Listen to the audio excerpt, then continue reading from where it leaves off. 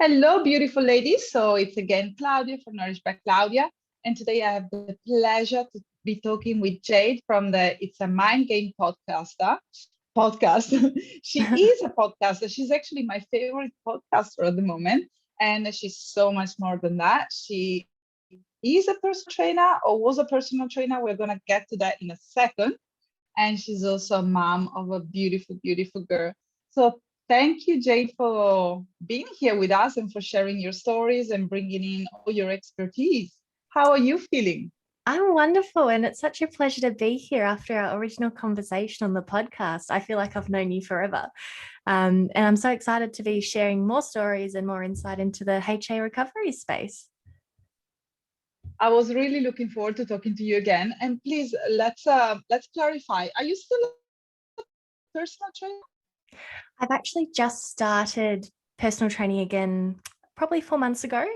I did give it up for 2 years when I decided to start my HA recovery because it was just way too much to be in a gym training people when I myself couldn't train the way I wanted to. I couldn't eat the way I wanted to. So I made the decision to take a step back.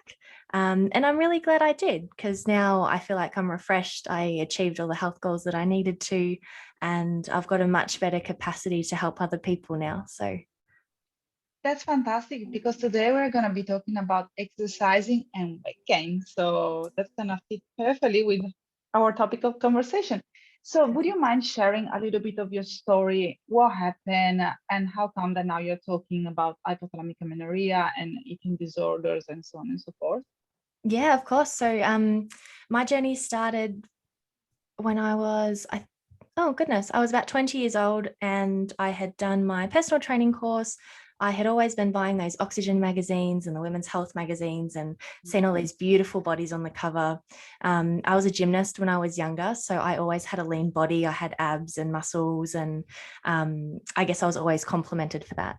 And when I stopped doing gymnastics due to an injury, I went through the weight gain phase, realized that I didn't like it at all. And it was very quickly to get back into some sort of training and sort of get a body back. And that was before I even had any kind of body dysmorphia issues. But I look back now and see that it was a bit of a troubling thought process very early on. But yeah, it was pretty harmless at the start. I finished my PT course. I was so excited to be in health and fitness industry. It was something I was so passionate about. And I thought, why not do a bikini competition? I'll train myself. I'll do my own diet. I can learn all of these things along the way. And as a result of that, everyone who I'm training can sort of learn with me. So I thought I'd be the perfect guinea pig. And that's exactly what I was. My first competition worked out perfectly. I think I placed second, and I was what you'd call healthy in the way that mentally my diet was based purely on calorie counting and tracking to get me to comp stage. There was no sort of eating disorder thoughts or tendencies or anything like that. It was purely, I'm doing these behaviors to get this result. I did the competition, I placed, and I just felt so excited and so happy with myself that I thought the best thing to do would to be a competitor and go and compete again. The next competition was 6 weeks away. I had, I guess, capped out on things that I knew when it come to dieting, reverse dieting, how long you can stay lean for. And I didn't know that committing to such a low calorie for another 6 weeks would be so hectic on my body. So I did commit to those low calories. I did lose even more weight and get even leaner. I actually look at some of those photos now and I do look unwell. Did I know that at the time? Absolutely not. But in that 6-week period, I become bulimic. So it was very much, I was ravenously hungry. I'd scramble to the cupboards, of course, when no one was home, eat all this amount of food, shovel it down, feel so disgusted with myself that I can't believe I ate that much, run to the bathroom, throw it up, go sit in a corner and cry for 10 minutes because I don't know what just happened. Like I become this beastly, crazy girl who ate all these foods that I don't even want to eat because I'm a healthy, fit girl. And then that was sort of a downward spiral. So I did the second comp. I was pretty miserable. I hated it. And I think that was because I knew something was really wrong. And then it was a really long process. So I had HA for 6 years. To condense the story down, I did end up getting through my bulimia. I did go to see a psychologist once or twice. It didn't work for me. I'm very much for getting mental health support though.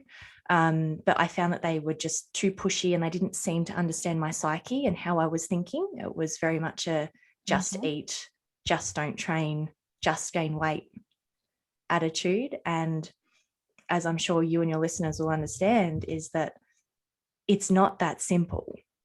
It's not just go eat. And if it was, I wouldn't have a problem if it was that simple. And I almost felt it belittling the fact that they had that attitude. So I thought, you know what, I will just do it myself. And that was a big roller coaster. So for me, it was getting through the bulimia first. I didn't even care that I didn't have a period, because in my mind, that's what athletes were known for. Like, it was a sign that I was an athlete and I was performing well. And at the time I didn't care about not having kids and things like that. So it wasn't really an issue. Over time, I got through the bulimia through a lot of self-talk, recognizing what my triggers were. But I was still eating very little. And I found that as a result of eating that little bit more, the only way I could justify it was to go and train more.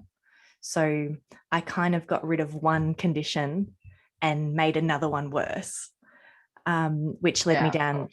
Yeah. And at that point, like, I must admit, I was pretty happy though. I did suffer with pretty bad anxiety, which I didn't realize was linked to low food intake and overtraining. I thought that was just me. And then, but overall, I was still happy. I love my training. I did enjoy dieting. I did. But I did notice that my bulimic tendencies would come in if I got super stressed. So things like, oh gosh, I think leading up to my wedding, I had a week where I had 2 or 3 bulimic episodes, and I hadn't had one in 3 years. And it was just so confusing. But at that point, I knew what was going on. And it's like, oh, you're too stressed. You need to do something else to deal with this. Then I got married and I dieted down for my wedding, as you do, got really lean, loved it. And then I got married, and I don't know, maybe a week or 2 later, I just woke up and I had the idea that, wouldn't it be nice to have the option of kids? I didn't know that I definitely wanted them, because throughout that space of time, I was told I couldn't have them. You're not ovulating. And if you do want to have them, you've got to jump on Clomoid. I'm not one for medication unless you really, really, really, really need it. So I kind of took it as, I'm just not meant to have them. I'll let it go. Somewhere in that time frame, I found the No Period Now What Facebook group, community, all that kind of thing, and found out that maybe I do have the potential to have kids, but I have to do X, Y, and Z to do it, which was terrifying.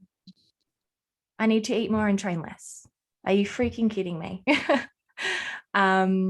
And you have to basically swim against the current. You have to go against all the things that you have learned.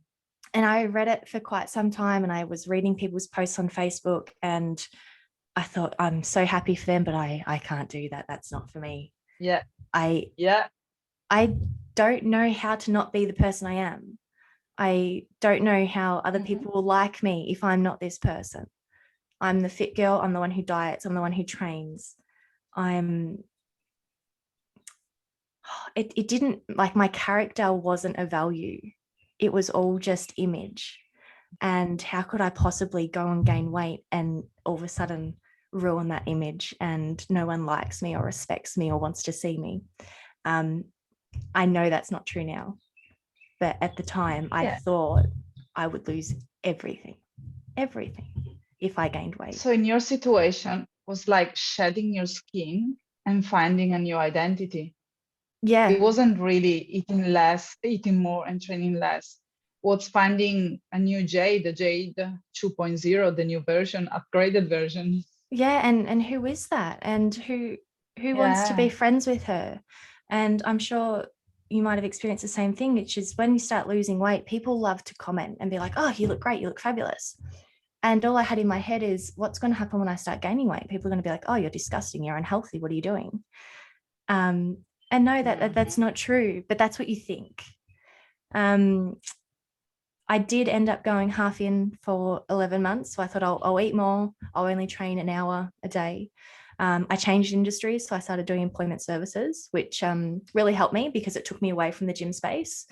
A negative side effect of that is I cut off from so many friends and relationships that I had from my gym community because I just went into like hermit mode. Like no one can watch me go through this process unless it's my super close family. Everybody else, just pretend you don't know me. I'm going to hide, which is really horrible because I had some really lovely people around me. And yeah. But I got to a point of 11 months half in and I was so frustrated. I've gained weight. I'm training so averagely because I'm trying not to do too much, not to do too little.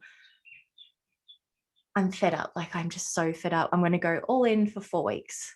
All I'm going to do is walk, yoga, and my food at that point, I was just eating whatever my hunger told me to eat anyway. So that had become quite simple, which was great. 4 weeks later, about 5 days before I got my period back, I remember just feeling great. I didn't know what happened. I was energetic and I felt confident and I didn't know why, because I was heavy and it didn't matter. Like nothing mattered. And actually, sorry, I'm going to quickly digress. The day before that, I found out our cousin was pregnant. She was 8 weeks pregnant. Mm-hmm. And I still get emotional thinking about it because I remember being so excited for her. I was so happy. And all I could think about was, you are so pathetic. You can't even get your period. And she just fell pregnant. And you feel so horrible. That's such a nut. Like, why can't you purely be happy for someone? And I could. No, it's very normal. And I still get sad about it now. Because I was happy for her. It was fabulous. But the level of like degradation you felt for yourself and how disgusting and it was horrible. But yeah, then a few days later, this crazy uplifting feeling come, which was kind of nice because I was down in the dumps for a while. And then I woke up to my period and I'm pretty sure it was New Year's Day. Oh, wow. So it's the beginning of a new era. It was perfect. Fantastic. And oh my gosh, I laughed, I cried, I danced in and around the toilet. I don't even remember, it's a blur, but I just had never felt so happy. And I feel like from then on, my life just changed.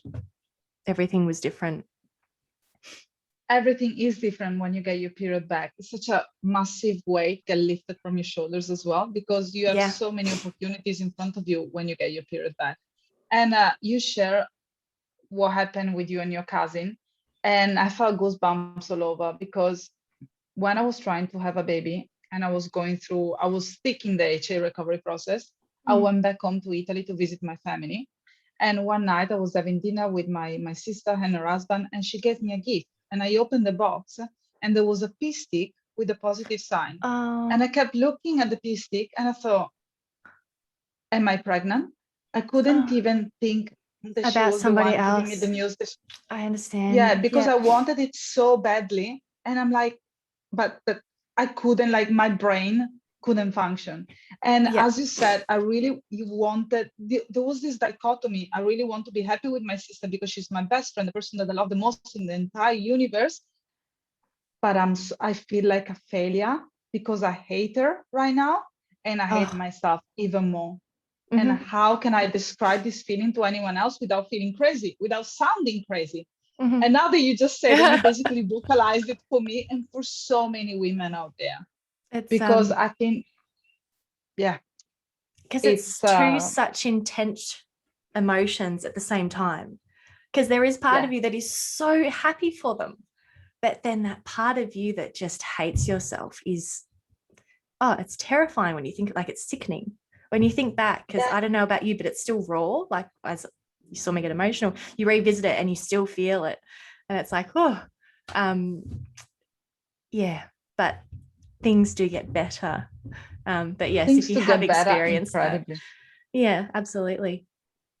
Well, there are two things that I really would like to ask you. Actually, there are 10,000 questions that I would like to ask you, but let's narrow them down.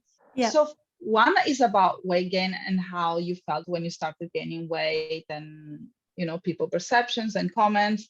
And how did you go through that period? Let's start with this question because I don't want to make it too complicated for you. No, of course. So how did yeah, it's the biggest one, isn't it? Because it's what we're all most terrified about is weight gain. We've worked so hard to get this body, and you've got to let it go. And you've got this attachment of something you've accomplished as well. It's not even just a body fat percentage. You worked hard to get it, and you've got to watch it absolutely walk out the door.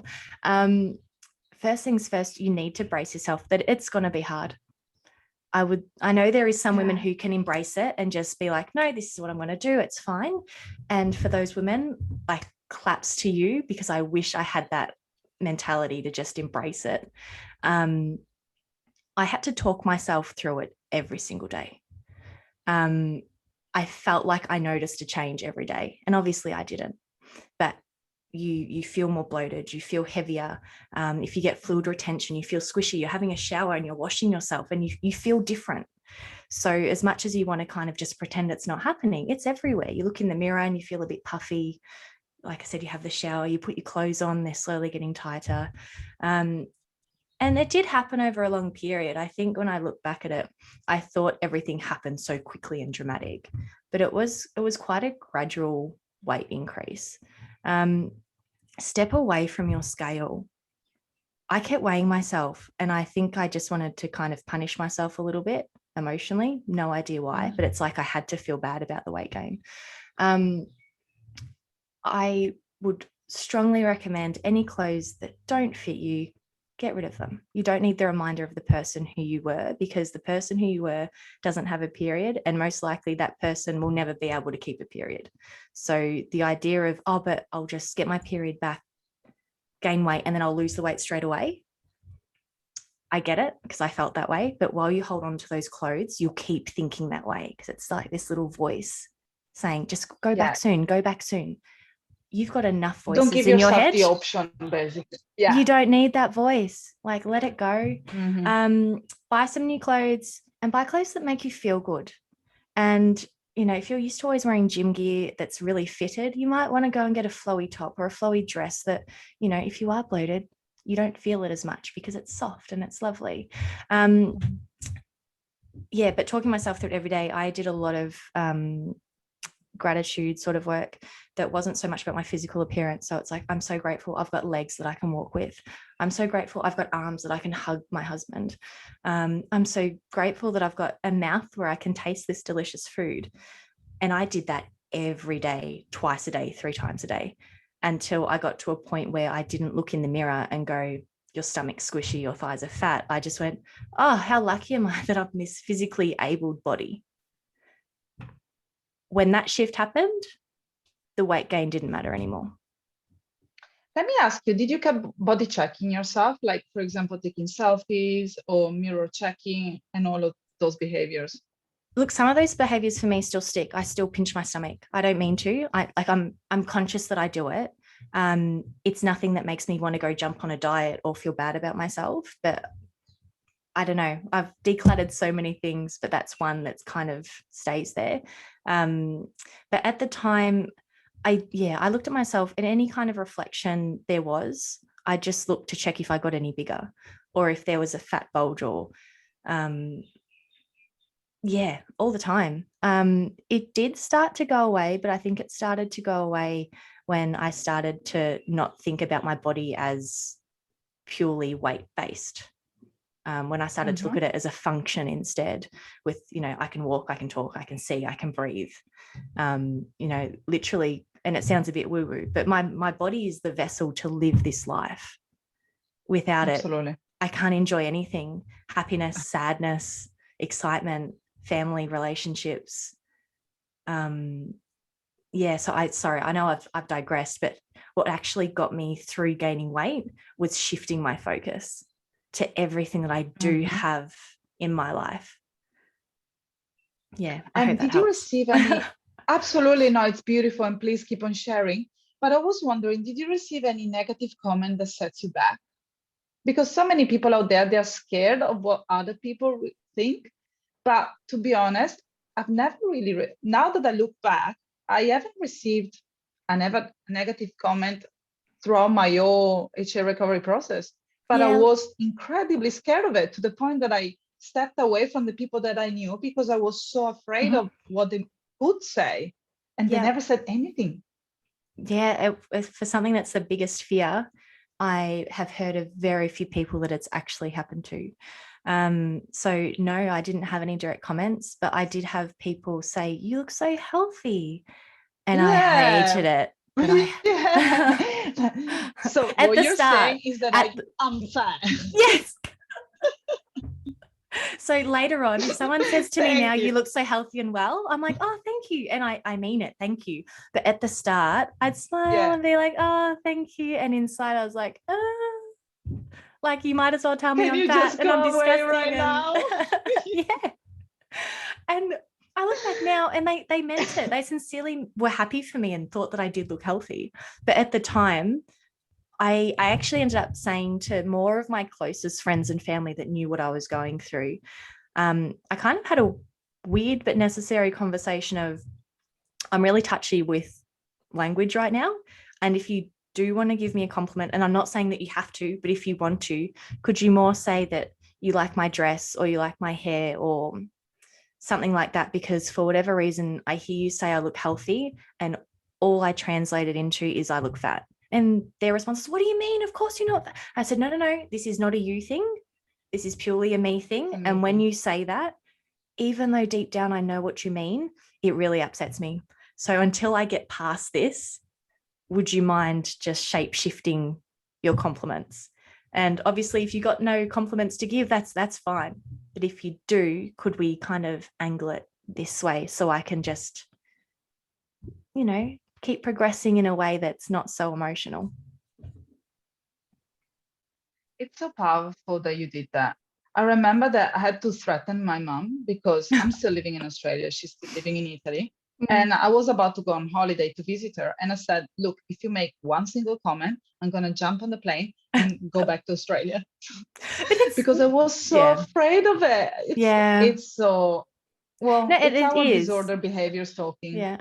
But I also think from, parents' perspective and your like intimate relationships, you've got this idea that you just want to impress them all the time. And part of that is looking a particular Yeah, way. So if they are to comment on your image, regardless of what size you are, it's really close to home because you just want them to be happy about you. Not necessarily for absolutely. you, but I just want to impress you in a nutshell. And Yeah, if you I want to gain make them weight, proud, really. yeah, that's it. And some people outgrow that. I didn't. I want to make sure everyone is happy with me and is proud of me, and potentially gaining weight they wouldn't be. I was very wrong about that because with the weight gain come the revival of my personality, the revival of my relationships, the revival of me at my core, which in their eyes is the best thing that ever happened. I'm so glad that you said that because I was thinking right here and then that gaining weight possibly is the best thing that I ever done Mm-hmm. for strengthening my relationship with my loved ones. Yep. Because I wanted to be fit and I thought that that was important, but really all they wanted was me to be healthy and to be present. Yeah, absolutely. And actually, something that you mentioned earlier, which was part of your question, is about people noticing and commenting. A tough pill to swallow that my husband, who was my boyfriend at the time, said, no one actually cares what you look like. Everyone is so caught up with what they look like and what their problems are. They really don't care about you. And when he first said, I was like, oh, it's not very nice. Like, I think they do. But then when you kind of shift your focus, if you've got friends and family that are around you gaining weight, you don't actually notice. And I'm not talking someone who potentially is an average frame that's become obese. Like, yes, I understand you would notice that kind of shift. But for HA recovery, we're so fearful of becoming obese that the likelihood of that is so slim. So it's sort of an illogical fear. It's the obese is very dramatic. And if you take a moment to really think about that, it's like, all right, what are the chances you are going to become obese? But sorry, back to where I was, is that when you look at your friends and family and things like that, your observations aren't actually weight focused 99% of the time. And once you can recognize that, I think it makes it easier for the people that you're around, because you'll be going for coffee with friends or family. And if you think about the last time you paid attention to their weight, unless there's something, seriously wrong, way too skinny, way too big, you really don't notice. And you really don't care. Even if you notice, you really don't care. But yeah, 85% of the time, you don't notice, full stop. You just want to have a conversation with them. And most of the time, you just want to make sure that they have the energy to listen to your own concerns. So yeah, that's it. You just want to know they're paying attention. Yeah, 100%. Exactly. And so you managed to go back to be a personal trainer. Do you ever see yourself in the future doing another bodybuilding competition? I think sometimes I go to it, but it's only because I've programmed myself for so long to think if you look a particular way that life is more successful, better, flourishing, all those kinds of things. So if I'm having a day where I'm not feeling productive, if I'm feeling a little bit emotionally overwhelmed, things aren't working out as I expected, I kind of jump back to that thought of I just have this goal and I can focus on this. But then I very quickly recognize why, which is, all right, you need to really deal with the real stress at hand. Because in my mind, if I was to do a bodybuilding competition again, and I think it's amazing, anyone who wants to, I still think it's a great thing, but I think it needs to be done. The exit strategy is actually more important than getting on stage. But yeah, for me personally, if I'm not emotional, the idea of getting back on stage, not one little bit, to be honest. I don't feel like I need to put myself through the strain of weighing food and excessive hours of training. And honestly, I don't want to go back to that person.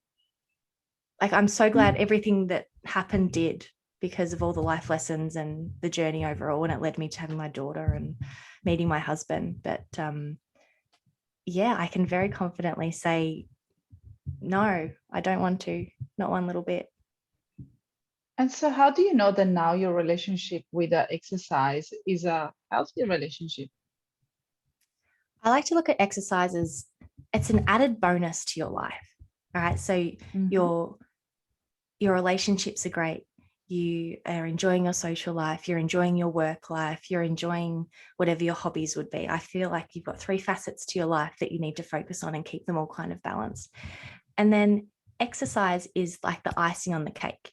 It kind of amplifies everything. It makes it a bit more fun. You feel good about yourself. You feel healthy.